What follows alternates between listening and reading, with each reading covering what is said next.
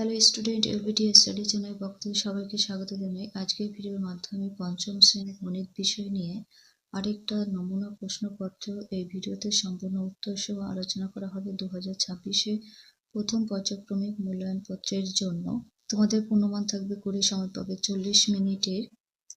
একের দাগে নির্দেশ অনুযায়ী নিচে প্রশ্নগুলির উত্তর দাও। এখানে 6টির জন্য 6 নম্বর রয়েছে। একের কতে সঠিক উত্তরটি নির্বাচন করো। ভাজক ও ভাগশেষের সঠিক সম্পর্ক হলো কি? সঠিক উত্তর হবে ভাজক এবং ভাগশেষ। ঘতে 3, 9, 1, 0, 5 এই 5টি সংখ্যা দিয়ে সঠিক 5 অঙ্কের বৃহত্তম সংখ্যাটি লেখো। তাহলে কি হবে?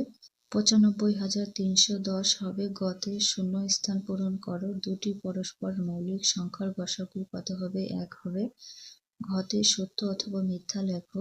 24,752 সংখ্যায় 4-এর স্থানীয় মান কত হবে? 400। এই কথাটা সত্য। উমতে অঙ্কে লেখো। 7,777,000 দেখো আমি লিখে দিয়েছি। নাম্বার 4তে এই সংখ্যাগুলোর ক্ষুদ্রতম সংখ্যাটি লেখো। তাহলে কি হবে? ক্ষুদ্রতম সংখ্যা আমাদের 5 হবে। 2 দাগে নিচের প্রশ্নগুলির উত্তর দাও। যে কোনো 4টি প্রশ্নের উত্তর করবে। 2 নম্বর করে রয়েছে। 4টির জন্য 8 নম্বর। 2 এর পদে ফাঁকা ঘরের সংখ্যা লেখো।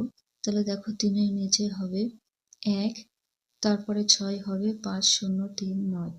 আশা করি প্রত্যেকেই পারো। কিভাবে অঙ্কটা করেছে আমি বলছি না, বললে ভিডিও বড় হয়ে যাবে। খতে 5 অঙ্কের ক্ষুদ্রতম সংখ্যা 4 অঙ্কের বৃহত্তম সংখ্যা থেকে কত বড়? 5 অঙ্কের ক্ষুদ্রতম সংখ্যা কত হবে? 10,000। তাহলে 4 অঙ্কের বৃহত্তম সংখ্যা হবে 9,999। তাহলে এখানে 10,000 এবং 9,999-কে বিয়োগ করতে হবে। উত্তর পেয়ে যাবে 1। অতএব 5 অঙ্কের ক্ষুদ্রতম সংখ্যা 4 অঙ্কের বৃহত্তম সংখ্যার থেকে 1 বড় হয়। গতে 21,320 দিনে কত মাস কত দিন হবে? 1 মাস সমান 30 দিন। তাহলে এটাকে তোমরা ভাগ করে নেবে প্রত্যেকে। ভাগটা আমি করে দিয়েছি, তোমরা দেখো উত্তরটা হবে 710 মাস 20 দিন। নাম্বার ঘতে একটি ভাগ অঙ্কের ভাজক 4,258, ভাগফল 34 এবং ভাগশেষ 12 হলে ভাজ্য নির্ণয় করো। তাহলে ভাজ্য কত সেটাই বের করতে হবে। ভাজক হচ্ছে 4,258, ভাগফল 34, ভাগশেষ 12। এটাকে তোমরা গুণ করে নেবে। 4,258-কে 34 দিয়ে গুণ করলে উত্তর হবে 1,40,752 এবং এই সংখ্যাকে 12 দিয়ে যোগ করলে হবে 1,44,784। ওমতে একটি সড়ক রচনাবলীর মূল্য 452 টাকা। প্রবীণবাবু 230 জন ছাত্র-ছাত্রীর মধ্যে প্রত্যেকে একটি করে বই দেন। তিনি মোট কত টাকা খরচ করবেন? উত্তর, একটি সড়ক রচনাবলীর মূল্য যদি 552 হয় তাহলে 230 দিনে কত হবে? 452-কে 230 দিয়ে গুণ করলে উত্তরটা পেয়ে যাবে 1,03,960। 3 দাগের নিচে প্রশ্নগুলির উত্তর দাও। যে কোনো 2টি প্রশ্নের উত্তর করবে। 3 নম্বর করে রয়েছে। 3 এর কতে একজন ফল ব্যবসায়ী 20 টাকা দামের 2,576টি তরমুজ কিনেছেন এবং প্রতিটি তরমুজ 24 টাকা করে বিক্রি করলে তিনি মোট কত টাকা দিয়ে তরমুজ কিনেছেন? তরমুজ বিক্রি করে মোট কত টাকা পেলেন এটাই বের করতে হবে। তাহলে একটি তরমুজ কিনেছেন 20 টাকা দিয়ে। 20-কে 2,576 দিয়ে গুণ করলে উত্তর পাবে 51,520 টাকা। তাহলে একটি তরমুজ বিক্রি করেছিল 24 টাকা। তাহলে 24-কে 2,575 দিয়ে গুণ করলে উত্তরটা পাবে 61,824 টাকা। তরমুজ বিক্রি করে বেশি পেলেন কত? এই দুটো গুণফল দিয়ে বিয়োগ করলে উত্তরটা পেয়ে যাবে।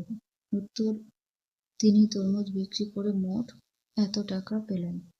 খতে শ্যামলবাবু 6 মাসের আয় দিয়ে 8 মাসের সংসার খরচ চালান।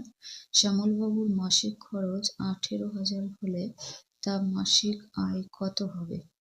শ্যামলবাবুর 1 মাসের খরচ হচ্ছে 18,000। তাহলে 8-কে 18 দিয়ে গুণ করলে উত্তরটা তাহলে 6 মাসে এত টাকা হবে। এ দিয়ে ভাগ করে নেবে। তোমরা দেখো উত্তরটা করা রয়েছে। প্রত্যেকে অঙ্কটা খাতায় লিখে নাও। দেখো অঙ্কটা করা রয়েছে, ভাগ করে নেবে রাফে। আমি করে দিয়েছি।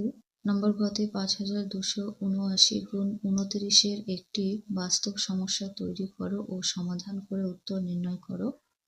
উত্তরটা দেখো রয়েছে। মোট শিক্ষার্থী হচ্ছে 529। জন, তাহলে প্রত্যেকে খাতা পেয়েছে কত? 29টি করে। তাহলে 529কে 29 দিয়ে গুণ করলে হবে 15,041। এই ছিল পঞ্চম শ্রেণী গণিত বিষয়ের সাজেশন। এখানে ভিডিও শেষ করছি। ভালো লাগলে লাইক করো, বন্ধুদের কাছে ভিডিওটি শেয়ার করে দিও। আজকে চ্যানেলে নতুন হলে এরকম ভিডিও পেতে চ্যানেলটি সাবস্ক্রাইব করে রেখে দিও। পরবর্তী ভিডিওতে নেক্সট কোনো বিষয় নিয়ে আলোচনা করা হবে।